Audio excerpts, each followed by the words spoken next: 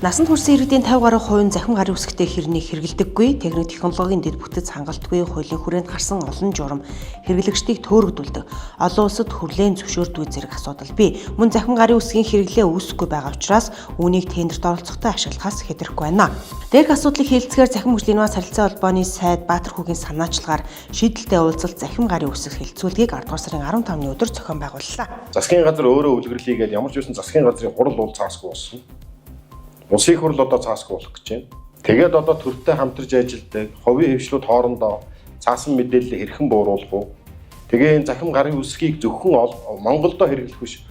Бусад улс оронд хүлээн зөвшөөрүүлэх ийм олон улсын аудит хийх тэр холболтыг нь хэрхэн хийх вэ гэх мэтлээ олон асуудал байгаа юм байна. Уг нь захим гарын үсгийг төрийн худалдаа авах болон албан хэрэг хөтөлтийн систем тусгай зөвшөөрлөх хүсэл зэрэг захимаар үзүүлж буй үйлчлэгээ нэгтгэжээ. Гэтэл захим гарын үсгийг e-газар.in, tender.gov.in, Datgal.in, immigration.gov.in, docx.gov.in сайтад л ашиглаж байна.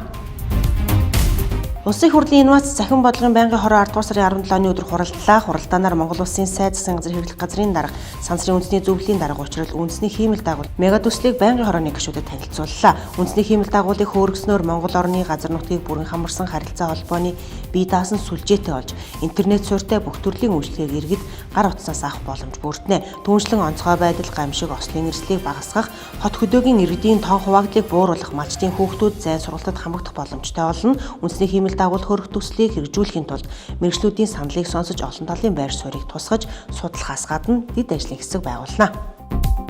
Улаанбаатар хотын авто засвар шинжилгээний мэдээллийг e-Mongolia аппликейшнээс харах боломжтой боллоо. Тухайн өдөр хаана ямар замыг хаах мэдээллийг авч зорчих замаа сонгох нь таны цаг хугацаа хэмнэнэ. Том төрөөс ухаалаг төр рүү шилжих, улмаар эргэн төвтэй төрийн үйлчлэгээ хөгжүүлэх зорилгоор e-Mongolia платформыг нэвтрүүлжээ. Өнөөдрийн байдлаар e-Mongolia систем төрийн 86 байгууллагын 1250 гаруй үйлчилгээ захирамжаад байна.